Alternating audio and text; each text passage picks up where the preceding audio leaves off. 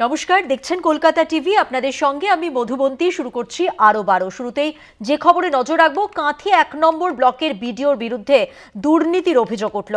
BJP পরিচালিত পঞ্চায়েত সমিতিকে না জানিয়ে কাজ করার অভিযোগ। বিডিও তৃণমূল নেতাদের কথায় সব কাজ করছেন, যদিও অভিযোগ অস্বীকার বিডিও শাসক দলের।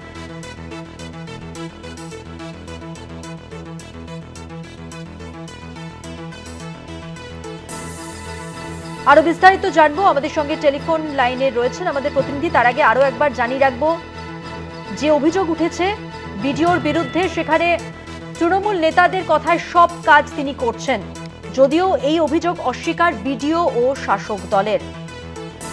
প্রতিনিধি সমীরণ সাউ রয়েছেন আমাদের সঙ্গে টেলিফোন লাইনে। সমীরণ, ঠিক কি খবর রয়েছে, কি অভিযোগ? বিডিওর বিরুদ্ধে যে অভিযোগ, সে বিষয়ে শাসক দলের কি বক্তব্য? দেখো মধুবন্তী, যে অভিযোগটা করা হচ্ছে সেটা কাঁথি 1 পঞ্চায়েত সমিতি। সেই পঞ্চায়েত সমিতি বর্তমানে রয়েছে বিজেপি দখলে। এই বিজেপি পরিচালিত পঞ্চায়েত সমিতির যিনি সভাপতি রয়েছেন, সেই সভাপতি তিনি যেমনটা বলছেন, পাশাপাশি যে সমস্ত কর্মাধ্যক্ষ রয়েছেন তারা বিডিওর বিরুদ্ধে একাধিক দুর্নীতি অভিযোগ আনছেন। আবাস যোজনা দুর্নীতি সহ বিজেপি পরিচালিত এই যে পঞ্চায়েত সমিতির পক্ষ থেকে অভিযোগ করা হচ্ছে যে উন্নয়নের নামে একাধিক দুর্নীতি করা হচ্ছে এবং বিডিও সরাসরি মদত দিচ্ছে। শুধুমাত্র শাসক দলের অঙ্গুলি হেলে না, এমনটাই হচ্ছে, এমনটাই কিন্তু বিজেপির পক্ষ থেকে দাবি করা হচ্ছে। কারণ কি, বিজেপির পক্ষ থেকে যেমনটা বলা হচ্ছে যে কাঁথি 1 পঞ্চায়েত সমিতির যে বিরোধী দলনেতা অর্থাৎ তৃণমূল নেতা আমিন সোহেল রয়েছে, তো তার কথাতেই বা তার মদতে বিডিও কিন্তু সম্পূর্ণ সমস্ত কিছু কাজবাজ করছে বা তার সঙ্গে আলোচনা করেই করছে। কাছাকাছি অন্ধকারে রেখেছে বিজেপির যে পরিচালিত এই পঞ্চায়েত সমিতি সভাপতি তথা তার পুরো সম্পূর্ণ বোর্ডটাকে অন্ধকারে রাখা হচ্ছে। কারণ যাদের যে পাকা বাড়ি নির্মাণ রয়েছে, যাদের আবাস যোজনার তালিকা রয়েছে, তাদের কিন্তু নাম রয়েছে। পাকা বাড়ি ছাড়যুক্ত থাকা সত্ত্বেও সেটা কিন্তু বিডিও কিন্তু সেটা অ্যাপ্রুভ করছে। আবাস যোজনার যাতে টাকা পায় সেই ক্ষেত্রে কিন্তু তাদের লিস্টকে তাদের মান্যতা দেওয়া হয়েছে। সেক্ষেত্রে কিন্তু কোনোভাবেই পঞ্চায়েত সমিতির সঙ্গে কোনোভাবে আলোচনা করছে না। শুধু তাই নয়, এমনকি এই যে আবাসের যে ফাইনাল লিস্ট, যেটা শেষ পর্যন্ত যে লিস্টটি তৈরি হচ্ছে, সেই লিস্টের কোনো তালিকাও কিন্তু বিজেপির পরিচালিত পঞ্চায়েত সমিতির সভাপতি কিংবা কোনো সদস্য তারা পায়নি। বারবার এই বিষয়ে তারা বিডিওকে জানিয়েছে, বিডিওকে জানানোর পরেও কিন্তু তারা পায়নি। তারপরেই তারা দ্বারস্থ হবে আইনের, এমনটা কিন্তু হুঁশিয়ারি দিয়েছে সংবাদ মাধ্যমের সামনে। অপরদিকে আমরা যখন বিডিওর সঙ্গে কথা বলি, কাঁথি 1 নম্বর ব্লকের যে বিডিও রয়েছেন তিনি কিন্তু যেমনটা জানাচ্ছেন যে এইসব বিষয়ে সম্পূর্ণ যে অভিযোগ হচ্ছে, অভিযোগগুলি ভিত্তিহীন। কারণ তিনি সম্পূর্ণ আলোচনা করে নিয়ম মেনে কাজ করছে। জেলার পক্ষ থেকে বারবার করে এই আবাসের তালিকার লিস্টকে চেক করা হয়েছে। পাশাপাশি যে সমস্ত পঞ্চায়েত প্রধান রয়েছে তাদের সঙ্গেও কথা বলে কিন্তু এই তালিকা তৈরি হয়েছে। সেক্ষেত্রে নির্ভুলভাবে এই তালিকা তৈরি হয়েছে এবং অন্যান্য যে সমস্ত অভিযোগ আনছে বিজেপির পক্ষ থেকে, সেই অভিযোগগুলো সম্পূর্ণ ভিত্তিহীন, এমনটাই কিন্তু দাবি করেছে কাঁথি 1 ব্লকের বিডিও অমিতাভ মণ্ডল। পাশাপাশি কাঁথি 1 ব্লকের যে বিরোধী দলনেতা রয়েছে আমিন সোহেল, তিনি যেমনটা বলছেন যে আমরা যে সমস্ত কাজবাজ করি সে সমস্ত কাজ কিন্তু আমরা বিডিও সাহেবের সঙ্গে আলোচনা করেই করি। আমরা কাজের লোক। কিন্তু বিডিও সাহেবকে বিজেপির পক্ষ থেকে বলা হয়েছিল যাদের পাকা ছাদ রয়েছে তাদেরকে আবাস যোজনা দেওয়ার জন্য বলা হয়েছিল। সেইটা বিডিও সাহেব শোনেনি বলে বিডিওর বিরুদ্ধে এমন মন্তব্য করছে বিজেপি পরিচালিত কাঁথি 1 পঞ্চায়েত সমিতির সভাপতি অর্চনা পড়া সহ অন্যান্য যে সমস্ত কর্মাধ্যক্ষ রয়েছে, এমনটাই কিন্তু আমরা জানতে পারছি মধুবন্তী। ধন্যবাদ সমীরণ। কথা বললাম প্রতিনিধি সমীরণ সাউয়ের সঙ্গে।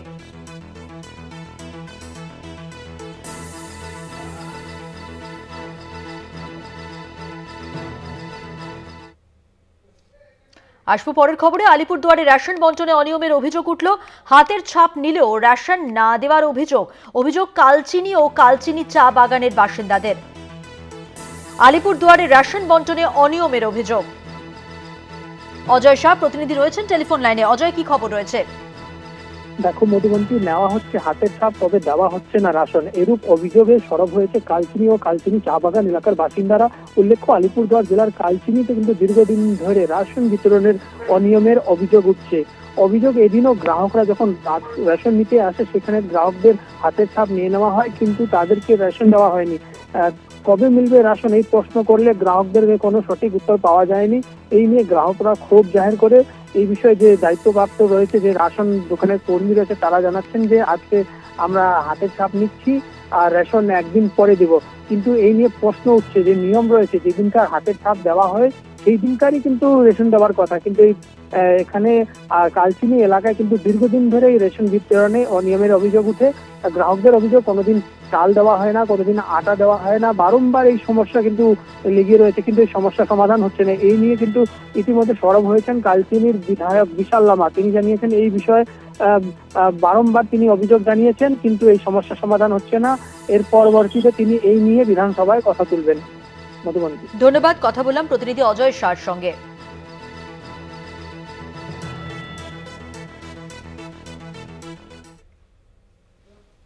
জমি সংক্রান্ত বিবাদের জেরে দাদাকে খুনের অভিযোগ ভাইয়ের বিরুদ্ধে উঠল।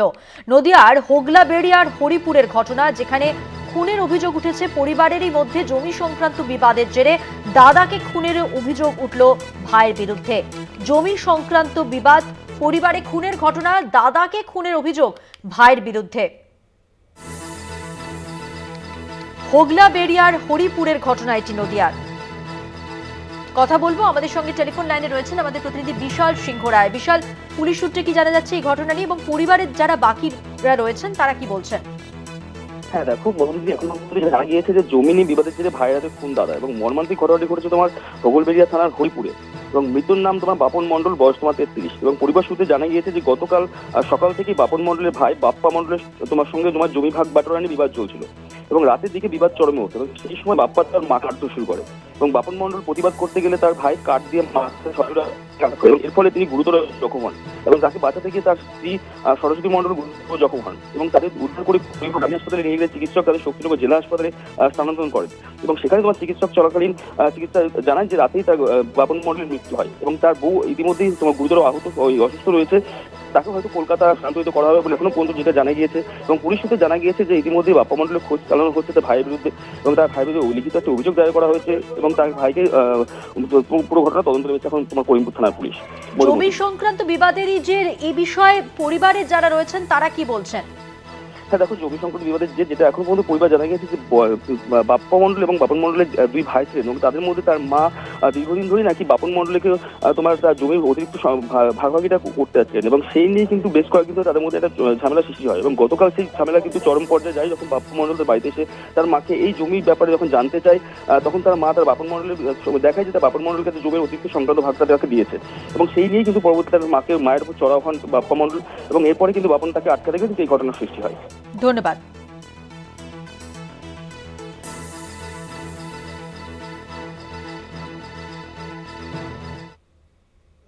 আসবো পরের খবরে। কাকাকে কুড়ুল দিয়ে খুনের অভিযোগ উঠল ভাইপোর বিরুদ্ধে। বাড়ির ছাদ থেকে জল পড়া নিয়ে গন্ডগোল, এবং তার জেরেই এই খুনের ঘটনা। পশ্চিম মেদিনীপুরের রঘুনাথ চকের ঘটনা। আরো বিস্তারিত জানবো, আমাদের সঙ্গে টেলিফোন লাইনে রয়েছেন আমাদের প্রতিনিধি মধুসূদন ভট্টাচার্য। মধুসূদন, ঘাটাল থানার পুলিশ কি বলছে এই ঘটনা নিয়ে, পরিবারের পক্ষ থেকেই বা কি বলা হচ্ছে?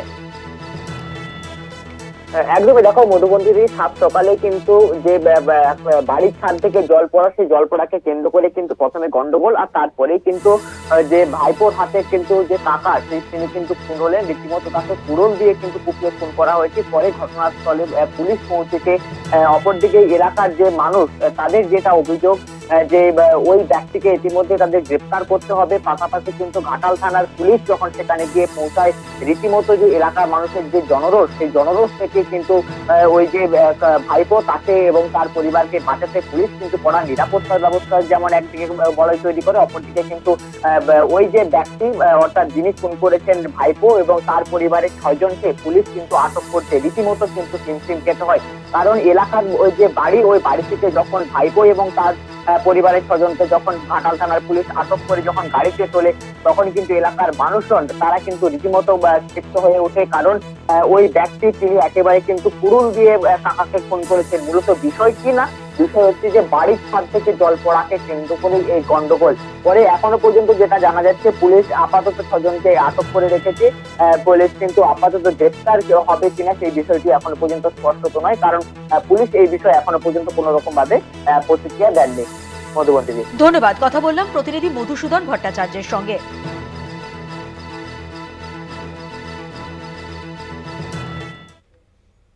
নজর রাখবো দুর্ঘটনার খবরে। কৃষ্ণনগরে 12 নম্বর জাতীয় সড়কের ডাম্পারের সঙ্গে বাসের মুখোমুখি সংঘর্ষ, জখম প্রায় 30 জন। বাসটি নবদ্বীপ থেকে কৃষ্ণনগরের দিকে আসছিল। ঠিক কিভাবে ঘটলো এই দুর্ঘটনা, আরো বিস্তারিত তথ্য জেনে নেব। আমাদের সঙ্গে টেলিফোন লাইনে রয়েছেন আমাদের প্রতিনিধি সন্তু সাহা। সন্তু, একেবারেই মধুবন্তী, তুমি যেমনটা জানাচ্ছিলে, সাত সকালে কৃষ্ণনগরে বাস ও ডাম্পারের মুখোমুখি সংঘর্ষে কিন্তু 30 জন আহত হয়েছে। যেমনটা জানা গিয়েছে, কৃষ্ণনগরে আসছিল নবদ্বীপ থেকে বাসটি, ঠিক সেই সময় কলকাতা থেকে বহরমপুরগামী যে ডাম্পার, সেই ডাম্পার যাচ্ছিল, বাসটি মিস রুটে চলে আসে, রং রুটে চলে আসার কারণে কিন্তু নিরসন হয়ে ওই ডাম্পারের সঙ্গে মুখোমুখি সংঘর্ষ হয়। এই ঘটনার যে 30 জন আহত হয়েছে তাদেরকে উদ্ধার করে শক্তিনগর জেলা হাসপাতালে নিয়ে যাওয়া হয়েছে। তার মধ্যে বেশ কয়েকজন গুরুতর আহত অবস্থায় রয়েছেন। এই যে মিস রুট হওয়ার কারণে এই যে দুর্ঘটনা, সেই দুর্ঘটনা রীতিমতো সাত সকালে কিন্তু একটা চাঞ্চল্য সৃষ্টি হয়েছে এলাকায়। এই ঘটনায় বাস এবং ডাম্পার দুজনকে, দুটো গাড়িকেই অর্থাৎ আটক করেছে কৃষ্ণনগর কোতোয়ালি থানার পুলিশ। এই যে ঘটনা, দুর্ঘটনায় 30 জন আহত, সেই ঘটনায় সাত সকালে এই ঘটনায় রীতিমতো এলাকায় একটা চাঞ্চল্য সৃষ্টি হয়। মিস রুট হওয়ার কারণে কিন্তু এই দুর্ঘটনা। মেরুবন্দিদি, সন্তু, 30 জন আহত এবং তাদের মধ্যে অনেকেই গুরুতর। শারীরিক অবস্থা তাদের কিরকম রয়েছে? হাসপাতাল সূত্রে কিছু কি জানা গেছে এখনো পর্যন্ত?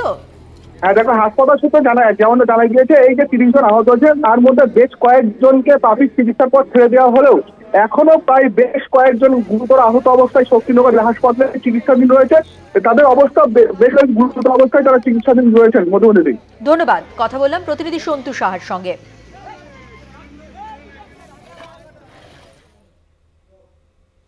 সরকারি নিয়মকে বুড়ো আঙুল দেখিয়ে ভুটানের গাড়ির রমরমা ব্যবসা ভারতে। নিয়ম অনুযায়ী ভুটানের নম্বরের গাড়ি, বিশেষ করে পণ্যবাহী গাড়ি ভুটান থেকে ভারত হয়ে বাংলাদেশে যাবার ছাড়পত্র রয়েছে। তবে ভারতের অন্যত্র কোথাও ভুটান নম্বরের গাড়ি করে পণ্য আদান প্রদান করা যায় না। আর সেই নির্দেশিকাকে বুড়ো আঙুল দেখিয়ে ভুটান নম্বরের গাড়ি আসছে বানারহাট ব্লকের গয়েরকাটা খট্টিমারি জঙ্গলে। এমনই ছবি ধরা পড়ল ক্যামেরায়। ভুটান থেকে আসা গাড়িতে বালি পাথর এনে তা খালাস করা হচ্ছে খট্টিমারি জঙ্গলে। চালক স্বীকার করলেন ভুটান থেকেই আনা হয়েছে নির্মাণ কাজের সামগ্রী।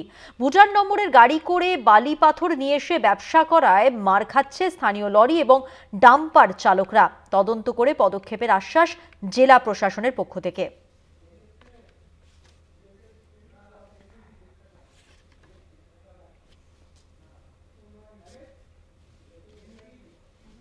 সল্টলেকের সেক্টর 5-এর বহুতল থেকে পড়ে রহস্যজনক মৃত্যু তথ্য প্রযুক্তি কর্মীর। পুলিশ জানিয়েছে মৃত যুবকের নাম পরিবেশ চট্টোপাধ্যায়। 16তলা বিল্ডিং থেকে আচমকাই নিচে পড়ে যান কর্মরত ওই যুবক। ইলেকট্রনিক কমপ্লেক্স থানার পুলিশ রক্তাক্ত অবস্থায় যুবককে উদ্ধার করে বিধাননগর মহকুমা হাসপাতালে নিয়ে যায়, আর সেখানেই চিকিৎসকরা তাকে মৃত ঘোষণা করে। মৃত্যু ঘিরে ক্রমশ ঘনীভূত হচ্ছে রহস্য। এটি নিছকই দুর্ঘটনা নাকি যুবকের মৃত্যুর পিছনে অন্য রহস্য লুকিয়ে রয়েছে? আপাতত একটি অস্বাভাবিক মৃত্যুর মামলা রুজু করে তা খতিয়ে দেখছে ইলেকট্রনিক কমপ্লেক্স থানার পুলিশ।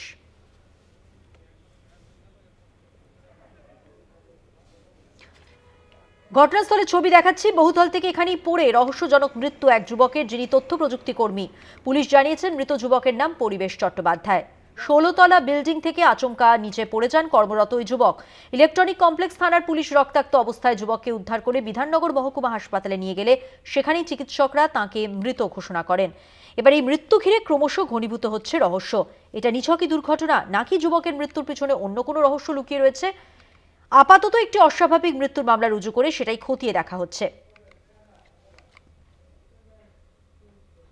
বাংলাদেশের আজ এ রাজ্যে অনুপ্রবেশে কড়া প্রশাসন। ঝিঙ্গাখালি জঙ্গল লাগোয়া করিডোরে পর্যটকদের ঢুকতে নিষেধাজ্ঞা বন বিভাগের। শতাধিক টুরিস্ট বোট মালিকদের বিক্ষোভ প্রতিবাদ। যে নিষেধাজ্ঞা তারই প্রতিবাদে বিক্ষোভ বাংলাদেশের আজ এ রাজ্যে। এবং ঝিঙ্গাখালি জঙ্গল লাগোয়া যে করিডোর রয়েছে সেই করিডোরে পর্যটকদের ঢুকতে নিষেধাজ্ঞা বন দপ্তরের পক্ষ থেকে, বন বিভাগের এবং শতাধিক টুরিস্ট বোট মালিকদের বিক্ষোভ প্রতিবাদ। এই যে নির্দেশিকা, এই নির্দেশিকার বিরুদ্ধেই তারা প্রতিবাদ জানাচ্ছেন, বিক্ষোভ দেখাচ্ছেন।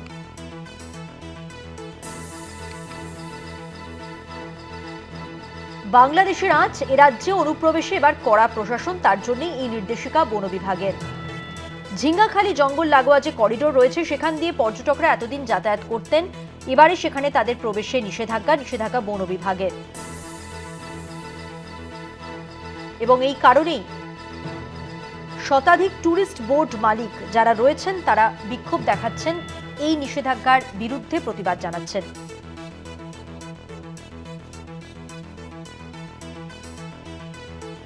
অনুপ্রবেশে কড়া প্রশাসন, সেই কারণেই এই নিষেধাজ্ঞা বন বিভাগের পক্ষ থেকে।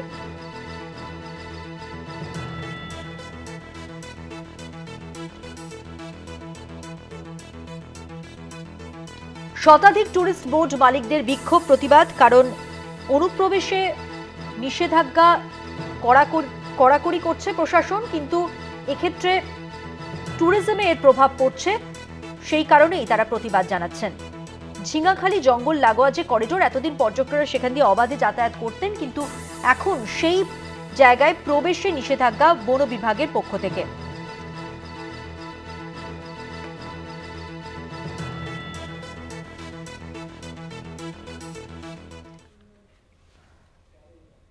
চোখ রাখবো পরের খবরে। বছরখানেক হাতে থাকতেই বিধানসভা নির্বাচনের কাজে নেমে পড়ছে তৃণমূল। দলের প্রতিষ্ঠা বার্ষিকী থেকে সপ্তাহব্যাপী জনসংযোগের গুচ্ছ কর্মসূচি নিতে চলেছে রাজ্যের শাসক দল। জেলা থেকে বুথ স্তর পর্যন্ত বিস্তৃত এই কর্মসূচি পালনের লিখিত নির্দেশ ইতিমধ্যেই সংশ্লিষ্ট নেতৃত্বের কাছে পৌঁছে গিয়েছে। একই সঙ্গে রাজ্য তৃণমূলের সাংগঠনিক রদবদলও আগামী জানুয়ারিতেই হবে বলে জানা গিয়েছে। দেখুন। লক্ষ্য 2026 সালের বিধানসভা নির্বাচন। হাতে 1 বছর, যে কোনো শাসক দলের প্রস্তুতির পক্ষে যথেষ্ট সময়। কিন্তু মুখ্যমন্ত্রী তথা তৃণমূল নেত্রী মমতা বন্দ্যোপাধ্যায় বছরের শুরুতে তৃণমূলের প্রতিষ্ঠা দিবস থেকেই দলকে নয়া উদ্যমে জনসংযোগে নামাতে চান। তৃণমূলের রাজ্য সভাপতি সুব্রত বক্সী 1 জানুয়ারি তৃণমূলের জন্মদিন পালনের রূপরেখা থেকে 7 দিনের নানাবিধ কর্মসূচি পালনের নির্দেশিকা জারি করেছেন। 7 দিনের সাংগঠনিক কর্মসূচির পরপরই 12 থেকে 30 জানুয়ারি পর্যন্ত আলাদা কর্মসূচি করার কথাও রয়েছে ওই নির্দেশিকাতে। দলনেত্রী মমতা বন্দ্যোপাধ্যায়ের সিদ্ধান্ত অনুযায়ী জেলা থেকে বুথ স্তর পর্যন্ত জনসংযোগের কথা বলা হয়েছে। 1 জানুয়ারি প্রতিষ্ঠা দিবস তৃণমূলের। রাজ্যের সর্বস্তরের দলীয় দপ্তরে জোড়া ফুল পতাকা তোলা ও মনীষীদের প্রতিকৃতিতে শ্রদ্ধা নিবেদন ও আনুষঙ্গিক অনুষ্ঠান। 2 জানুয়ারি রাজ্য সরকারের নানা উন্নয়নমূলক কর্মকাণ্ড নিয়ে মানুষের ঘরে ঘরে প্রচার পৌঁছে দিতে হবে। লক্ষ্মীর ভাণ্ডার, কন্যাশ্রী, সবুজ সাথী, স্বাস্থ্যসাথী, বিধবা ভাতার মতো জনপ্রিয় আর্থসামাজিক উন্নয়নমূলক প্রকল্পের প্রচার। কেন্দ্রের বঞ্চনা সত্ত্বেও রাজ্য সরকারের আবাস যোজনায় উপভোক্তাদের অর্থ যোগানে মুখ্যমন্ত্রীর প্রতিশ্রুতি রক্ষা। 100 দিনের কাজেও রাজ্যের তরফে মজুরি প্রদানে মুখ্যমন্ত্রীর সদর্থক ভূমিকা। এইসব নিয়ে পথসভা, হাটসভার পাশাপাশি প্রচারকে আরও নিবিড় করতে বুথ ভিত্তিক প্রয়োজনে ঘরে ঘরে পৌঁছানোর নির্দেশ দেওয়া হয়েছে। এই সুবাদে কোনো সম্ভাব্য উপভোক্তার কোনো অভাব অভিযোগ থাকলে তার সুরাহা করার ব্যাপারে সহায়ক ভূমিকা নিতে হবে সংশ্লিষ্ট এলাকার দলীয় কর্মীদের। একই সঙ্গে হাসপাতালে রোগীদের মধ্যে ফল বিতরণ, গরিবদের শীত বস্ত্রদান বা রক্তদানের মতো কর্মসূচি নেওয়ার সুপারিশও রয়েছে রাজ্য সভাপতির নির্দেশিকায়। রাজ্যের উন্নয়নমূলক কর্মকাণ্ড নিয়ে প্রচারে অনিবার্যভাবে বাংলার প্রতি কেন্দ্রের আর্থিক বঞ্চনার অভিযোগ নিয়ে মুখ্যমন্ত্রীর বক্তব্য প্রাধান্য পাবে। সেই লক্ষ্যে এই জনসংযোগ কর্মসূচিকে সাজানো হয়েছে বলে মনে করা হচ্ছে। আগামী 12 জানুয়ারি স্বামী বিবেকানন্দের জন্মজয়ন্তী, 23 জানুয়ারি নেতাজি সুভাষচন্দ্র বসুর জন্মদিন ও 30 জানুয়ারি মহাত্মা গান্ধীর প্রয়াণ তথা শহীদ দিবস উদযাপনে স্থানীয় স্তরে পালন করতে হবে। 26 জানুয়ারি সাধারণতন্ত্র দিবসে সংবিধানকে রক্ষা করার বিষয়ে আলোচনা সভা আয়োজনের নির্দেশ দিয়েছে রাজ্য নেতৃত্ব। এইসব কর্মসূচি চলাকালীন সাংগঠনিক রদবদলের সূচনা হতে পারে বলে মনে করা হচ্ছে। রাজ্যের মন্ত্রী, তৃণমূলের সাংগঠনিক জেলা সভাপতি, ব্লক সভাপতি, বিধায়ক ও পঞ্চায়েত পুরসভার নেতৃত্ব ও সাংসদদের এইসব কর্মসূচিতে অগ্রণী ভূমিকা নিতে হবে বলেও জানিয়েছেন রাজ্য সভাপতি। কলকাতা টিভি। আসবো পরের খবরে। বেনারস রোড ওভারব্রিজের কাজের জন্য বাতিল একাধিক লোকাল ট্রেন। আজ থেকে 1 ফেব্রুয়ারি পর্যন্ত বাতিল একাধিক লোকাল ট্রেন। হাওড়া বর্ধমান সেকশনেও বাতিল কিছু লোকাল ট্রেন। বেশ কিছু এক্সপ্রেসও ঘুরপথে চালানোর সিদ্ধান্ত নেওয়া হয়েছে। হাওড়া ডিভিশনে বাতিল একাধিক লোকাল ট্রেন, রয়েছে যাত্রী দুর্ভোগের আশঙ্কা। প্রতিনিধি শাশ্বতী রায় রয়েছেন টেলিফোন লাইনে। শাশ্বতী, পূর্ব রেল সূত্রে কি খবর রয়েছে? দেখো, যেমনটা জানানো হয়েছে আজকে থেকে প্রায় 1 ফেব্রুয়ারি পর্যন্ত এই ট্রেন বাতিলের যে পর্যায়ক্রম সেটা চলবে এবং সেটি 15টি ব্যান্ডেল লোকাল, 11টি শেওড়াফুলি লোকাল এবং তার সঙ্গে সঙ্গে 2টি বেলুর মঠ থেকে সহ শ্রীরামপুর সহ একাধিক লোকাল ট্রেন বাতিল থাকছে এবং তার সঙ্গে সঙ্গে বেশ কিছু মেল এবং এক্সপ্রেস ট্রেনকে ঘুরপথে চালানোর সিদ্ধান্ত নেওয়া হয়েছে। কন্ট্রোল এন রুট করা যাকে বলে, সেই প্রক্রিয়ার মাধ্যমে বেশ কিছু মেল এক্সপ্রেস ট্রেনকে চালানো হবে বলে সিদ্ধান্ত নেওয়া হয়েছে হাওড়া ডিভিশনের তরফ থেকে এবং এই পর্যায়ক্রম চলবে বেশ কিছুদিন, প্রায় 1 মাসেরও উপর সময়ের এই কাজ চলবে এবং এর প্রধান কারণ হলো হাওড়া বেনারস বেনারস রোড ওভারব্রিজের যে কাজ, সেই কাজ যাতে দ্রুত সম্পন্ন করা সম্ভব হয় তার জন্যই এই ট্রেন বাতিলের সিদ্ধান্ত। সেক্ষেত্রে যাত্রী ভোগান্তি কিন্তু চরম পর্যায়ে পৌঁছাবে বলে মনে করা হচ্ছে এবং আজকে সকাল থেকে সেই ছবি হাওড়া স্টেশনে দেখতে পাওয়া গেছে। কারণ হাওড়া মেইন লাইনের এই ট্রেনগুলি বাতিল করাতে কিন্তু বহু মানুষ তাদের নিত্যযাত্রার যে অসুবিধার সম্মুখীন হচ্ছেন তার ফলাফল কিন্তু আজকে সকাল থেকে দেখা যাচ্ছে হাওড়া সেকশনে। এবং এই ট্রেন বাতিলের বিষয় যেটা সব থেকে বড় বিষয়, ব্যান্ডেলের মতন একটি জায়গা যেখানে এই বড়দিনের ছুটি বা শীতকালীন ছুটির সময় বহু পর্যটক যান তাদের বড়দিনের ছুটি কাটাতে, সেইখান থেকেও কিন্তু বলা যায় যে এই যাত্রাতেও কিন্তু অনেকটা অসুবিধার সম্মুখীন হবে। কারণ প্রায় 15টি Bandel 15 pair Bandel local cancel থাকছে এই কদিন টানা। সেক্ষেত্রে সমস্ত দিক থেকে বলা যায় যে যাত্রী দুর্ভোগ চরম পর্যায়ে উঠবে। তবে এই কাজ যত দ্রুত সম্পন্ন হবে তত কিন্তু ধীরে ধীরে বেশ কিছু ট্রেনকে পরবর্তীকালে আরো তাড়াতাড়ি চালানোর সিদ্ধান্ত কিন্তু নেওয়া হতে পারে বলে মনে করা হচ্ছে। ধন্যবাদ শাশ্বতী। রেলের পক্ষ থেকে কি বলা হয়েছে শুনবো। आप लोग पता है ये बनारस आरओबी जो है 1904 का बना हुआ है और इसका रोड कंडीशन काफ़ी अच्छा नहीं है। 2011 से हेवी व्हीकल मूवमेंट के लिए ये बंद किया हुआ है। इसका रिप्लेसमेंट वर्क रेलवे ने सैंक्शन कराया था 2010-11 में, लगभग 60-65 करोड़ का वर्क है ये। तो आज के दिन में अब ये कंस्ट्रक्शन विभाग रेलवे का कर रहा है। इसका जो मेन स्पैन है अब लॉन्चिंग के लिए तैयार हो चुका है, जिसके लिए हम लोग कल से मतलब 21 तारीख से इनको ब्लॉक दे रहे हैं। ब्लॉक की शुरुआत में सबसे पहले अप मेन लाइन जो है उस पर एक टेम्प्ररी कॉलम ये खड़ा करेंगे, जिसके कारण हमारा अप मेन लाइन 33 दिनों के लिए बंद रहेगा।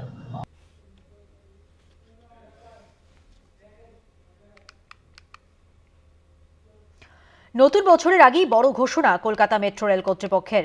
শেষ স্টেশন আর দমদম নয়, সব মেট্রো যাবে দক্ষিণেশ্বর পর্যন্ত। যাত্রীদের দুর্ভোগ কমবে বলে আশা কলকাতা মেট্রো রেল কর্তৃপক্ষর।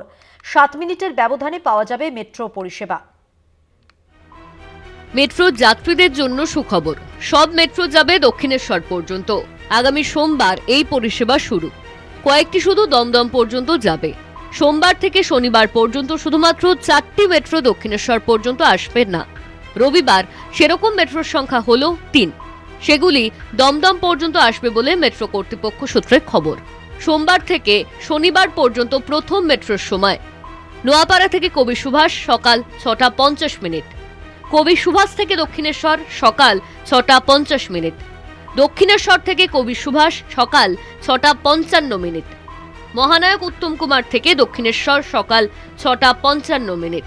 সোমবার থেকে শনিবার পর্যন্ত শেষ মেট্রোর সময় কবি সুভাষ থেকে দক্ষিণেশ্বর রাত 9টা 30 মিনিট, দক্ষিণেশ্বর থেকে কবি সুভাষ রাত 9টা 33 মিনিট, কবি সুভাষ থেকে দমদম রাত 9টা 40 মিনিট। রবিবার কোন কোন মেট্রো দমদম পর্যন্ত আসবে?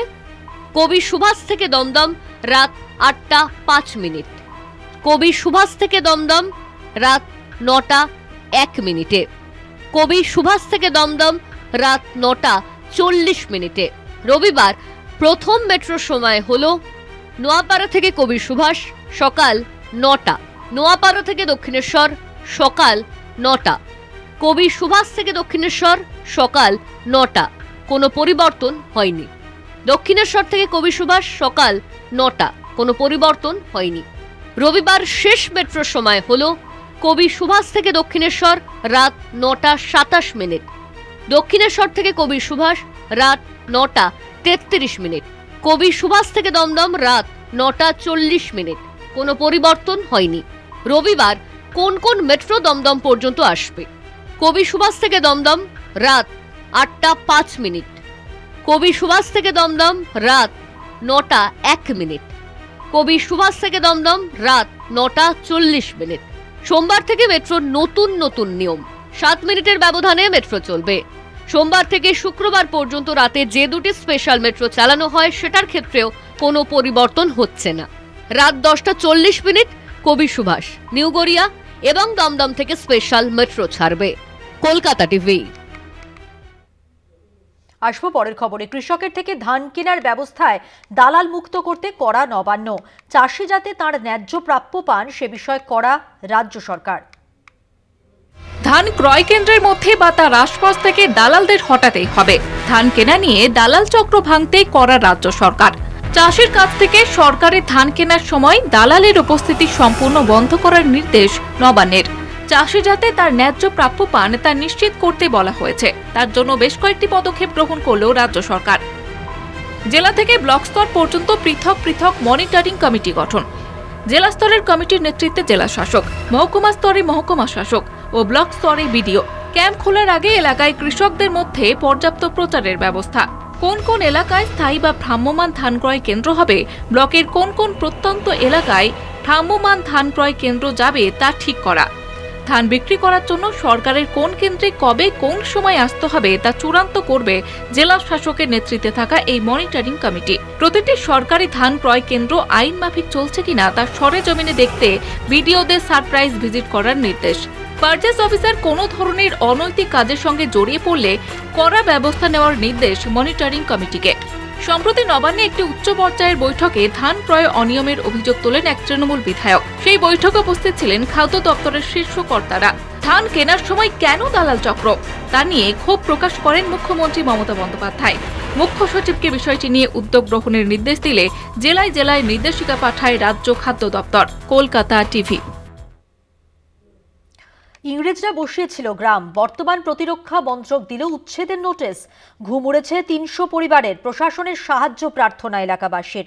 গ্রামবাসীদের পাশে থাকার বার্তা তৃণমূলের, দেখুন। পশ্চিম মেদিনীপুরের শালবনী থানার অন্তর্গত কমলা গ্রাম। ইংরেজদের আমলে গড়ে ওঠা বসতি আজ পরিণত হয়েছে আস্ত একটা গ্রামে। সেখানে শত শত মানুষের বাস।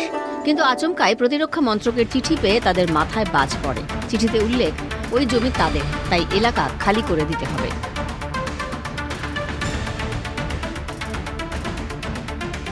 1940 সালের আগে ওই এলাকায় ইংরেজদের এয়ারপোর্ট ছিল। এয়ারপোর্টের পাশেই গড়ে উঠেছিল বসতি। জঙ্গলমহলের ওই এলাকায় এই মুহূর্তে ৩ শতাধিক পরিবারের বসবাস, যাদের বেশিরভাগটাই তপশিলি জাতি সম্প্রদায় ও কৃষক পরিবার। নিম্ন মধ্যবিত্ত অধিকাংশ পরিবারই চাষবাস ও দিনমজুরের কাজ করে দিন যাপন করেন। ইংরেজরা দেশ ছাড়ার পর তাদের পরিত্যক্ত এয়ারপোর্টের জমিতে তৈরি হয়েছে টাকশাল। তার পাশেই তৈরি হয়েছে কোবরা বাহিনীর প্রশিক্ষণ ক্যাম্প। আরও কিছুটা দূরে একাধিক ফ্যাক্টরি গড়ে উঠেছে, যার কারণে বহু বছর ধরে তৈরি হওয়া কমলা গ্রামের বাসিন্দাদের আর্থিক সুদিন ফিরতে শুরু করেছিল। এই আবহে ৩০০ পরিবারকে উচ্ছেদের নোটিশ দিল দেশের প্রতিরক্ষা মন্ত্রক। নোটিশ পেয়ে মাথায় হাত গ্রামবাসীদের। গ্রামের একটা আমাদের উদ্বেগ যে রাতের ঘুম কেড়ে নিচ্ছে, সবাই কোথায় যাব, কি ব্যাপার, কেন নিয়ে দিয়েছে, অথচ এটা আমাদের নিজস্ব জায়গা, পৈতৃক ভিটে। আমরা দেশ স্বাধীনের আগে থেকে এখানেই আছি। হঠাৎ কেন্দ্র সরকার আজকে ৮০ বছর পর তাদের ঘুম ভাঙলো কেন? কেন? জায়গা তো রয়েছে, রাজ্য সরকারের সাথে পরামর্শ করলে, দিদির সাথে পরামর্শ, একটা গ্রামকে উচ্ছেদ করার মানসিকতা কি? আমরা তো আর বিদেশি নই বা কোনো পূর্ববঙ্গ পাকিস্তানি এগুলো নই। 2022 সালে চিঠি আসার পর স্থানীয় বাসিন্দারা জেলা প্রশাসনের হাত ধরে কলকাতায় গিয়ে প্রতিরক্ষা মন্ত্রকের দপ্তরে নিজেদের কাগজপত্র ও বৈধতার জিনিসপত্র দেখিয়েছিলেন। তারপর বিষয়টা থেমে গেলেও সম্প্রতি ডিসেম্বরের শুরুতে ফের নোটিশ যায়। নোটিশে আগামী 15 দিনের মধ্যে ওই বাড়ি খালি করার নির্দেশ দেওয়া হয়। খবর পেয়ে সেখানে হাজির হন মেদিনীপুরের বিধায়ক সুজয় হাজরা। গ্রামবাসীদের নিশ্চিন্তে থাকার আশ্বাস দেন তিনি। কেন্দ্রীয় সরকারকে এই ধরনের কোনো কাজ করতে গেলে সরকারকে সেই রাজ্যের সরকারকে জানাতে হবে। সেই সরকারের হাইয়েস্ট অথরিটি হিসাবে জেলার ডিস্ট্রিক্ট ম্যাজিস্ট্রেটকে জানাতে হবে। তা না করে যেভাবে গ্রামে একটা আতঙ্কের পরিবেশ তৈরি করে হঠাৎ করে চিঠি ইস্যু করে উচ্ছেদের নোটিশ দেওয়া হলো, এটা এই চিন্তাভাবনাটা অত্যন্ত ভয়ঙ্কর এবং নিন্দনীয়। এখান থেকে একটা লোকের বাড়িও উচ্ছেদ হবে না, পুনর্বাসনেরও কোনো প্রশ্ন নেই। 4 পুরুষ ধরে আপনারা আছেন, পশ্চিমবঙ্গ সরকারের মাননীয় মুখ্যমন্ত্রী আপনাদের পাশে আছে, আমরা আছি, এই লড়াইটা আমরা লড়ব। যেহেতু অ্যাডমিনিস্ট্রেশন লেভেলে এখন অব্দি ইনফরমেশন কিছু আসেনি, সেক্ষেত্রে আমরা এখন সরাসরি সেটার মধ্যে ইনভলভ হইনি বা কি পরিস্থিতি হবে বা কি করণীয় সেটা নিয়ে এখনও কোনো রকম চিন্তাভাবনা এখনও হয়নি। তো সেটা যদি হয়, ওনারা যদি অ্যাপ্রোচ করেন, তাহলে যেটা আলোচনা সাপেক্ষে যেটা করা যাবে সেটা আমরা করব। এটুকু অন্তত অ্যাসিওরেন্স থাকবে যে যদি সেরকম কিছু হয়ও তাহলে মানুষগুলোর অল্টারনেট কি ব্যবস্থাপনা হবে সেটা নিয়ে নিশ্চয়ই প্রশাসন চিন্তাভাবনা করবে, তবে এখনো ততটা এগোয়নি। ঘর বাড়ি ছেড়ে কোথায় যাবেন? কোথায় থাকবেন এই ভেবেই চিন্তায় ঘুম উড়েছে এলাকাবাসীর। প্রশাসনের সাহায্য প্রার্থনা গ্রামবাসীদের। শালবনী থেকে প্রসূন মুখোপাধ্যায়ের রিপোর্ট, কলকাতা টিভি। আরো বারতির সময় হয়ে গেছে, একটা বিরতি নেওয়ার। বিরতির পর থাকছে আরো খবর, সঙ্গে থাকবেন। ফিরে এলাম বিরতির পর। নেই স্কুল ভবন, খোলা আকাশের নিচে অস্বাস্থ্যকর পরিবেশের মধ্যে চলছে রান্নার কাজ। গাছের তলায় চলছে খুদেদের পড়াশোনা। বসিরহাটের মিনাখার ঘটনা, দেখছেন সেই ছবিও। এখানেই 10 বছরেরও বেশি সময় ধরে এক অবস্থা। কথা বলবো, আমাদের সঙ্গে টেলিফোন লাইনে রয়েছেন আমাদের প্রতিনিধি সঞ্জিত চক্রবর্তী। সঞ্জিত, যে ছবি আমরা দেখতে পাচ্ছি, খুব অসহায় পরিস্থিতি একটা, এবং 10 বছর সময় ধরে এই একই অবস্থা অঙ্গনওয়াড়ি কেন্দ্রের। কর্তৃপক্ষের পক্ষ থেকে কি বলা হচ্ছে? কোনো ব্যবস্থা কেন নেওয়া হচ্ছে না?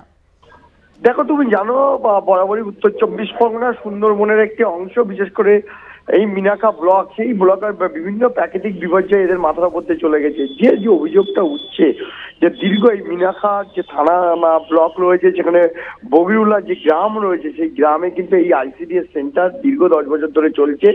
একেবারে খোলা আকাশের নিচেই কিন্তু তাদের পঠন শুধু পঠন না, যে বাচ্চারা শিশুরা পড়তে আসে তাদের যে খাবার, যে খাবার কিন্তু একেবারে ত্রিপলের তলায় তৈরি হয়, একেবারে অস্বাস্থ্যকর পরিবেশ। সেখানে কিন্তু রীতিমতো তারা অভিভাবক থেকে শুরু করে এবং যারা শিক্ষিকা আছেন এবং অঙ্গনওয়াড়ি কর্মী যারা আছেন, তারা কিন্তু খুব উগলে দিয়েছেন। তারা বারবার বলেছেন স্থানীয় পঞ্চায়েত থেকে শুরু করে মেম্বারকে জানানোর পরেও কোনো ফল হয়নি। ইতিমধ্যে এই নিয়ে আমরা যখন মিনাখা পঞ্চায়েত সমিতির সভাপতি সাইফুদ্দিন মোল্লার কাছে গিয়েছিলাম, তিনি বলে এখানে যে 4টি অঞ্চল রয়েছে, বিশেষ করে এই 8টি অঞ্চলের তার মধ্যেই একটি মাত্র জায়গা রয়েছে যেখানে আইসিডিএস সেন্টারটা রয়েছে, তার বিকল্প ব্যবস্থা করার চেষ্টা করছে।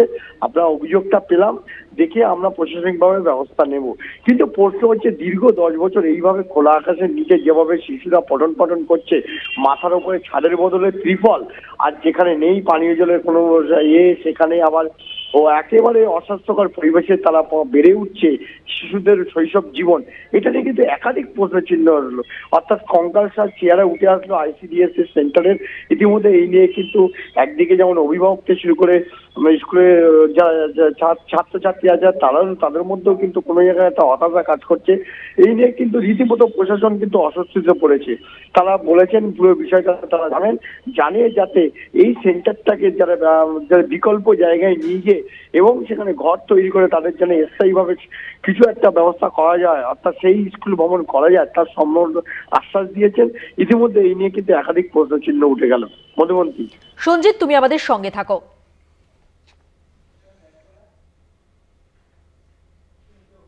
পাশাপাশি যে খবরে নজর রাখবো, বাংলাদেশের আঁচ এবার এ রাজ্যে, অনুপ্রবেশে করা প্রশাসন। ঝিঙাখালী জঙ্গল লাগোয়া যে করিডোরে এতদিন পর্যটকদের অবাধ প্রবেশ ছিল, সেখানে এবার নিষেধাজ্ঞা বন বিভাগের। কথা বলবো, বিস্তারিত জানবো। আপনারা জানেন আমাদের সঙ্গে টেলিফোন লাইনে রয়েছেন আমাদের প্রতিনিধি সঞ্জিত চক্রবর্তী। সঞ্জিত, এই সংক্রান্ত কি খবর রয়েছে তোমার কাছে? দেখো, তুমি জানো ডিসেম্বর মাস মানেই ফেস্টিভ মুড চলে যায় গোটা বাংলা, বিশেষ করে পড়তে। কিন্তু উত্তর 24 পরগনার যে সুন্দরবন লাগোয়া এলাকা রয়েছে, তুমি জানো সীমান্ত এরিয়া রয়েছে প্রায় 96 কিলোমিটার, তার মধ্যে 46 কিলোমিটার রয়েছে তোমার স্থলপথ, 50 কিলোমিটার জলপথ রয়েছে। সেই উত্তর যে হিঙ্গলগঞ্জ, হাসাবাদ, টাকি, সন্দেশখালী, একাধিক যেসব নদী এলাকা রয়েছে, যেখানে সুন্দরবন জঙ্গল রয়েছে, যেখানে পর্যটকরা প্রতিদিন আসা যাওয়া করে এবং যায়, এই পর্যটকদের ওপরে কিন্তু ইতিমধ্যে বন বিভাগ কিন্তু নিষেধাজ্ঞা জারি করেছে। তারা যেখানে দাবি করা হয়েছে, একদিকে বাংলাদেশের আঁচ, অর্থাৎ একদিকে অনুপ্রবেশ, অন্যদিকে কোনো বিচ্ছিন্নতাবাদী কোনো কেউ যদি না ঢোকে, তার জন্য ইতিমধ্যে তুমি জানো সীমান্ত এরিয়া কিন্তু কড়া নজরদারি চালাচ্ছে, বিশেষ করে বিএসএফ। অন্যদিকে কিন্তু কোস্টাল থানা থেকে শুরু করে এবার বন বিভাগ কিন্তু টুরিস্টদের কিন্তু সুন্দরবন লাগোয়া যে ঝিঙাখালী জঙ্গল রয়েছে, সেই করিডোর এলাকায় কিন্তু ঢুকতে নিষেধাজ্ঞা জারি করা হয়েছে। যার কারণে কিন্তু একাধিক যে পর্যটক রয়েছে, সেই পর্যটকরা কিন্তু তারা ক্ষোভ উগড়ে দিয়েছে। আর এর থেকে যারা এর সঙ্গে যুক্ত, অর্থাৎ বছরের এই টাইম এই সুযোগটা তারা বিশেষ করে তারা এর সঙ্গে যারা দৈনিক জীবনে রুজি রোজগার রয়েছে, প্রায় শতাধিক টুরিস্ট বোট মালিক যাদের ওপর জীবন জীবিকা নির্বাহ করে, তারা কিন্তু ক্ষোভ উগড়ে দিয়েছে। তারা বলছেন, কেন প্রতি বছর আমরা যেখানে যেতে পারি সহজভাবে, সেখানে কিন্তু এবারে এতটা কড়াকড়ি করা হচ্ছে। ইতিমধ্যে পুরো বিষয়টা তারা জানিয়ে তারা প্রতিবাদ বিক্ষোভে নেমেছেন। হেমনগর কোস্টাল থানাকে পুরো বিষয়টা জানানো হয়েছে। ইতিমধ্যে হেমনগর কোস্টাল থানার পুলিশ, বন বিভাগ এবং বিএসএফ এর পক্ষ থেকে কিন্তু একটা বৈঠক করার চেষ্টা হচ্ছে, যাতে টুরিস্ট অর্থাৎ পর্যটকরা আগের মতো ভাবে স্বাভাবিকভাবে তারা জঙ্গল পরিদর্শন করতে পারেন।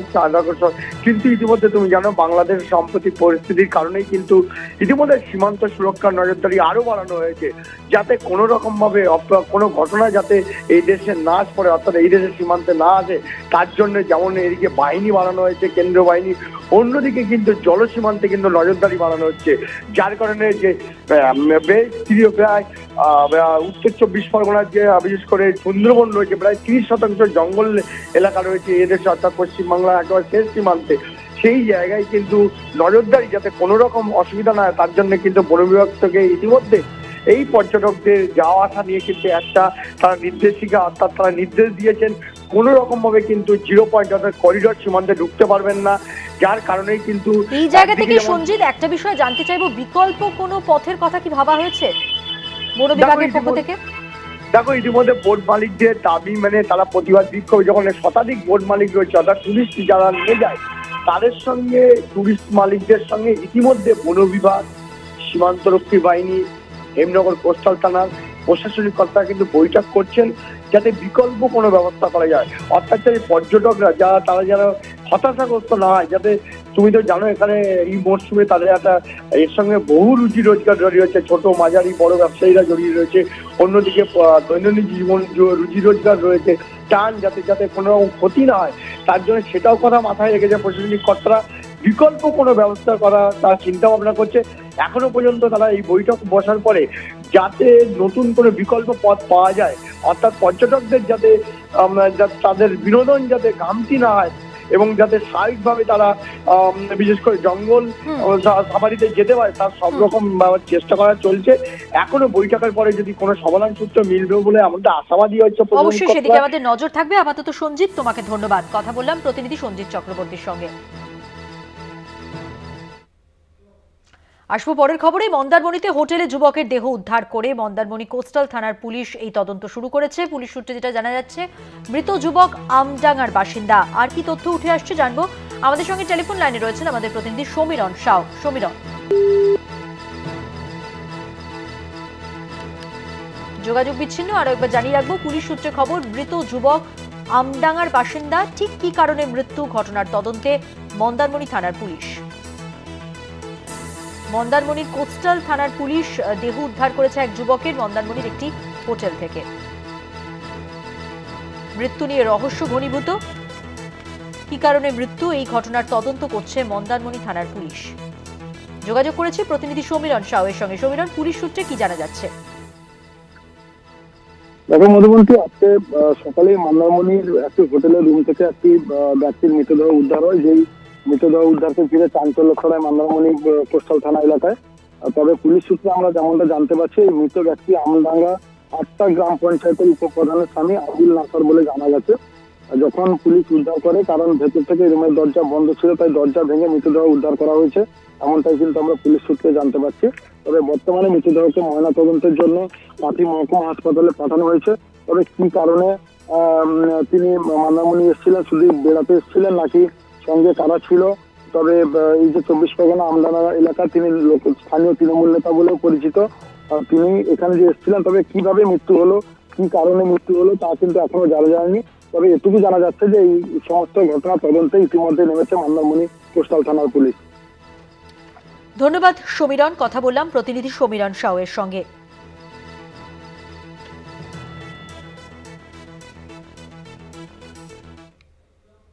বাঘের আতঙ্কে ঘুম উড়েছে বেলপাহাড়িতে। বাঘিনী যমুনার আতঙ্কে রাত কাটছে ঝাড়গ্রামবাসীর।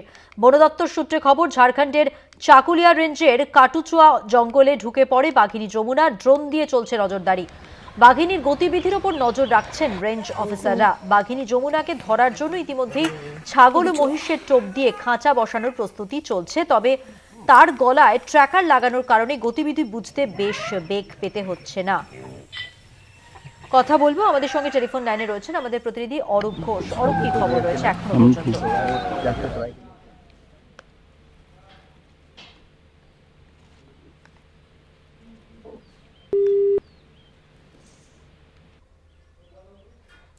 অপ্রীতিকর ঘটনা এড়াতে চলছে মাইকিং এবং শনিবার সকাল থেকে একাধিক গ্রামে মাইকিং চলছে। প্রশাসনের পক্ষ থেকে নিকটবর্তী রিসর্টগুলিকেও সচেতন করা হয়েছে। সব মিলে ঠিক কি পরিস্থিতি জানবো, যেমনটা বলছিলাম আমাদের প্রতিনিধি রয়েছেন টেলিফোন লাইনে অরূপ ঘোষ। অরূপ, কি খবর রয়েছে? প্রথম তুমি যেমনটাই জানাচ্ছ, মাওবাদী সমস্যার সময় জঙ্গলমহলে মানুষের মধ্যে যেমন আতঙ্ক ছিল, তবে সেই আতঙ্ক বর্তমানে নেই। কিন্তু হঠাৎ করে এই গত দুদিন ধরে যেভাবে বাঘিনী যমুনার আতঙ্ক তৈরি হয়েছে ঝাড়গ্রাম জেলা জুড়ে, তাতেই কিন্তু আতঙ্কিত সাধারণ মানুষজন। দেখো, যেটা আমরা আরো জানতে পারছি যে এই বাঘিনী গতকাল বেলপাহাড়িতে ঢুকে পড়ে, আর তাতেই কিন্তু আতঙ্ক ছড়িয়ে পড়ে সাধারণ মানুষের মধ্যে। বর্তমানে এই বাঘিনী যমুনা যে বেলপাহাড়ি এলাকার কাঁকড়াঝোড়ের ময়ূর ঝর্ণা জঙ্গল রয়েছে, সেই জঙ্গলে ইতিমধ্যে অবস্থান করেছে। আর সেই বাঘিনীকে ধরার জন্য ইতিমধ্যে সুন্দরবন থেকেও যারা বাঘ ধরে তাদেরকেও আনা হয়েছে। এমনকি সেই বাঘের গতিবিধির উপরও নজর রেখেছে বন দপ্তরের আধিকারিকরা। ইতিমধ্যে প্রশাসনের পক্ষ থেকে মাইকিং করে সাধারণ মানুষকে যেমন সচেতন করা হচ্ছে, তেমনি জঙ্গলে যাতে সাধারণ মানুষজন না যায় সেদিকেও লক্ষ্য রেখেছে প্রশাসন। ইতিমধ্যে জঙ্গল লাগোয়া এলাকাগুলিতে প্রশাসনের পক্ষ থেকে মাইকিং করে সাধারণ মানুষকে সচেতন করা হচ্ছে। বিশেষ করে বেলপাহাড়ির যে কটুচুয়া, মাঝগেড়িয়া সহ একাধিক এলাকা রয়েছে, সেই সব এলাকায় শনিবার সকাল থেকে প্রশাসনের পক্ষ থেকে মাইকিং করা হচ্ছে। এবং যেহেতু সেই বাঘিনীর গলায় জিপিএস ডাটা রয়েছে, তাই তার অবস্থান নিশ্চিত করতে বন দপ্তরের ইতিমধ্যে কোনো অসুবিধা হয়নি। ফলে যে বাঘিনীর আতঙ্ক যা পুরো সরগোল পড়েছে বেলপাহাড়ি ব্লক জুড়ে। ইতিমধ্যে প্রশাসনের পক্ষ থেকে যেমন মাইকিং করা হচ্ছে, তেমনি সেই বাঘিনীকে ধরার জন্য বিভিন্ন টপ ব্যবহার করা হচ্ছে, বিভিন্ন সময় ড্রোন ব্যবহার করে, এবং সেই বাঘিনীর অবস্থান দেখা যাচ্ছে। ইতিমধ্যে তোমাকে আরেকটা বিষয় জানিয়ে রাখি, যেহেতু পর্যটকের মরশুম এই সময় বেলপাহাড়িতে দূর দূরান্ত থেকে বহু পর্যটক ভিড় জমান এই বেলপাহাড়িতে। ফলে স্থানীয় যেসব রিসোর্ট এবং হোটেলগুলি রয়েছে, সেই সব জায়গাগুলিতেও প্রশাসনের পক্ষ থেকে সচেতন করা হচ্ছে। কারণ কোন রকম অপ্রীতি যাতে এলাকায় না ঘটে সেদিকেই লক্ষ্য রেখেছে বন দপ্তর। এ বিষয়ে আমরা ঝাড়গ্রামের ডিএফওর সাথে যোগাযোগ করলে আমরা অন্যান্য রাজ্যের সাথেও যে বন দপ্তরের আধিকারিকরা রয়েছে তাদের সাথে আমাদের কন্টিনিউ যোগাযোগ রাখা হয়েছে। এবং কি যে জঙ্গল লাগোয়া যেসব গ্রামগুলি রয়েছে, সেই গ্রামগুলিতে বিশেষ নজরদারিও চালানো হচ্ছে। কোন রকম অপ্রীতিকর ঘটনা যাতে না ঘটে তার জন্য প্রশাসন পুরো সতর্ক রয়েছে। এমনকি দিনে যেমন পাহারা দিচ্ছে জঙ্গল লাগোয়া গ্রামগুলিতে বনকর্মীরা, তেমনি রাত্রেও পাহারার ব্যবস্থা থাকছে বলে জানান মধুপন্থীদি। ধন্যবাদ। কথা বললাম প্রতিনিধি অরূপ ঘোষের সঙ্গে। 23শে ডিসেম্বর থেকে শান্তিনিকেতনে শুরু হচ্ছে পৌষ মেলা। 4 বছর পর বিশ্বভারতী কর্তৃপক্ষ শান্তিনিকেতন ট্রাস্টের উদ্যোগে মেলার নিরাপত্তা ব্যবস্থা খতিয়ে দেখতে পূর্বপল্লীর মাঠ পরিদর্শন করেন জেলা পুলিশের আধিকারিকরা। মেলার প্রস্তুতি সম্পর্কে আরো জানবো। আমাদের সঙ্গে টেলিফোন লাইনে রয়েছেন আমাদের প্রতিনিধি মনা বীরবংশী। মনা, দেখো মধুবন্তী, একেবারেই তাই। তুমি বুঝতেই পারছো যে দীর্ঘ 4 বছর পর, বিশেষ করে 2019 সালের পর বলা যেতে পারে যে বিশ্বভারতী কর্তৃপক্ষ এবং শান্তিনিকেতন ট্রাস্ট যৌথভাবে তারা মেলা পরিচালনা করছে। মহর্ষি দেবেন্দ্রনাথ ঠাকুরের শতাব্দী প্রাচীন ঐতিহ্য মণ্ডিত শান্তিনিকেতন পৌষ মেলা। দেখো, 7ই পৌষ সকালে শান্তিনিকেতনের ছাতিম তলায় ব্রহ্ম উপাসনা, রবীন্দ্রসঙ্গীতের মধ্য দিয়ে পৌষ উৎসব বা মেলার সূচনা হবে। দেখো, ইতিমধ্যেই শেষ মুহূর্তের যে প্রস্তুতি যুদ্ধকালীন তৎপরতায় চলছে সেটা কিন্তু বলা যেতে পারে। আমরা একদিকে দেখতে পাচ্ছি যে পূর্বপল্লীর যে পৌষ মেলার মাঠ, সেই মাঠে স্টল যে নির্মাণের কাজ বা স্টল তৈরির কাজ সেটা শেষ মুহূর্তে কিন্তু চলছে। যুদ্ধকালীন তৎপরতা, ব্যস্ততা ছবি কিন্তু উঠে আসছে। তার কারণ এ রাজ্যের বিভিন্ন প্রান্ত থেকে ব্যবসায়ীরা এসছেন, তারা স্টল দিচ্ছেন, সেই প্রক্রিয়ায় চলছেন। শুধু তাই নয়, এবছর শান্তিনিকেতন পৌষ মেলায় প্রায় 2000-এর কাছাকাছি কিন্তু স্টল হবে, এমনটাই কিন্তু মেলা কমিটি কিন্তু জানাচ্ছেন। অন্যদিকে দেখো, তুমি জানো যে এই মেলা আন্তর্জাতিক খ্যাতিসম্পন্ন মেলা। রবি ঠাকুরের শান্তিনিকেতন পৌষ মেলা মানেই তুমি বুঝতে পারছো আউল বাউল ফকিরদের ভিড় এখানে। তাদের একতারা সুর যেমন শান্তিনিকেতন পৌষ মেলার মাঠ মুখরিত করবে।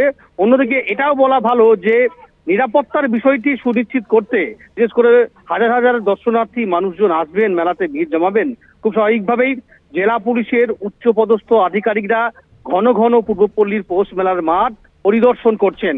এবছর শান্তিনিকেতন পৌষ মেলা সর্বাঙ্গীনভাবে নিরাপত্তা সুনিশ্চিত করার জন্য 2000 পুলিশ মোতায়েন থাকছে। মহিলা পুলিশ থাকছে, সিসিটিভি ক্যামেরা থাকছে, ওয়াচ টাওয়ার থাকছে, সব মিলিয়ে বলা যেতে পারে যে চলতি বছর শান্তিনিকেতন পৌষ মেলা রবি ঠাকুরের সাদের পৌষ মেলা বলা ভালো, সেই পৌষ মেলা আরো রঙিন, সুন্দর এবং সর্বাঙ্গীন ভাবে সুন্দর হয়ে উঠবে সেটা আর বলার অপেক্ষা রাখে না। মধুবন্তী, ধন্যবাদ। কথা বললাম প্রতিনিধি মনা বীরবংশীর সঙ্গে। নজর রাখবো পরের খবরে। আলিপুরদুয়ারে রেশন বন্টনে অনিয়মের অভিযোগ উঠল। হাতের ছাপ নিলেও রেশন না দেওয়ার অভিযোগ কালচিনি ও কালচিনি চা বাগানের বাসিন্দাদের। রেশন বন্টনে অনিয়মের অভিযোগ, হাতের ছাপ থাকলেও রেশন না দেওয়ার অভিযোগ কালচিনি ও কালচিনি চা বাগানের বাসিন্দাদের উদ্দেশ্যে। হাতের ছাপ নিলেও রেশন না দেওয়ার অভিযোগ, ঠিক কি অভিযোগ জানবো। আমাদের সঙ্গে টেলিফোন লাইনে রয়েছেন আমাদের প্রতিনিধি অজয় শাহ। অজয়, কি খবর রয়েছে এই বিষয়ে? দেখো মধুবন্তী, নেওয়া হচ্ছে হাতের ছাপ তবে দেওয়া হচ্ছে না রেশন, এরূপ অভিযোগে সরব হয়েছে কালচিনি ও কালচিনি চা বাগান এলাকার বাসিন্দারা। উল্লেখ্য, এই কালচিনি এলাকায় দীর্ঘদিন ধরে রেশন বিতরণের অনিয়মের অভিযোগ উঠছে। অভিযোগে এদিনও গ্রাহকরা রেশন দোকানে এসে রেশন নিতে কিন্তু তাদের হাতের ছাপ নিয়ে নেওয়া হয়, তাদেরকে রেশন দেওয়া হয় না। কবে মিলবে রেশন এই প্রশ্ন করলে কিন্তু গ্রাহকদেরকে সঠিক উত্তর দেয়নি যে দায়িত্বপ্রাপ্ত ডিলার রয়েছে। এই নিয়ে গ্রাহকরা ক্ষোভ জাহির করে তারা জানায় দীর্ঘদিন ধরে তারা রেশনের সমস্যায় ভুগছে, কোনোদিন চাল পাওয়া যায় না, কোনোদিন আটা চাল পাওয়া যায় না। এই নিয়ে তাদেরকে একটা রেশনের জন্য বারংবার ঘুরে যেতে হয়। আজকেও কিন্তু তাদের রেশন পায়নি, তাদেরকে জানানো হয়েছে অন্যদিন রেশন দিবে। এই নিয়ে ক্ষোভ রয়েছে এলাকার বাসিন্দাদের মধ্যে। যদিও এই বিষয়ে যে রেশন ডিলার রয়েছে তিনিও স্পষ্ট জানিয়েছেন যে কি আজকে আমরা ফিঙ্গারপ্রিন্ট নিচ্ছি আর রেশন আগামীকাল থেকে দেব, কিন্তু নিয়ম যেটা রয়েছে যেদিনকার ফিঙ্গারপ্রিন্ট নেওয়া হবে সেদিনকারই রেশন দেওয়া হবে। কিন্তু এই বারংবার অনিয়ম উঠছে, এই নিয়ে কিন্তু সরব হয়েছে ইতিমধ্যে বিজেপির বিধায়ক বিশাল লামা। তিনিও জানিয়েছেন এই বিষয়ে তিনি বিধানসভায় কথা তুলবেন। ধন্যবাদ। কথা বললাম প্রতিনিধি অজয় শাহর সঙ্গে।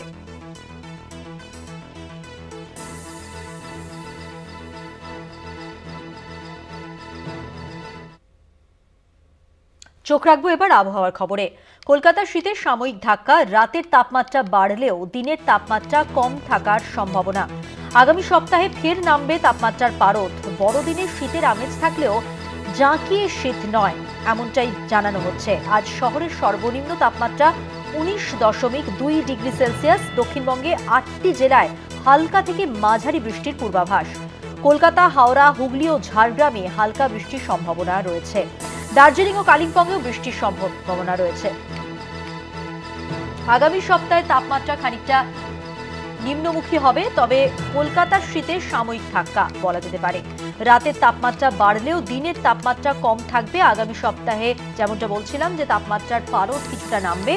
বড়দিনে কিন্তু শীতের আমেজ থাকবে ঠিকই, কিন্তু একেবারে জাঁকিয়ে শীত পড়ার সম্ভাবনা নেই এখনো পর্যন্ত আবহাওয়া দপ্তর সূত্রে এমনটাই খবর। আর আজ শহরের সর্বনিম্ন তাপমাত্রা 19.2 ডিগ্রি সেলসিয়াস। দক্ষিণবঙ্গের 8টি জেলায় হালকা থেকে মাঝারি বৃষ্টির পূর্বাভাস। ইতিমধ্যে সকাল থেকে আমরা দেখতে পাচ্ছি, বিশেষ করে ভোরবেলা থেকেই বৃষ্টি হচ্ছিল এবং ঝিরঝিরে বৃষ্টি সারাদিনই চলবে। কলকাতা, হাওড়া, হুগলি ও ঝাড়গ্রামে হালকা বৃষ্টির সম্ভাবনা। দার্জিলিং ও কালিম্পংয়েও বৃষ্টির সম্ভাবনা।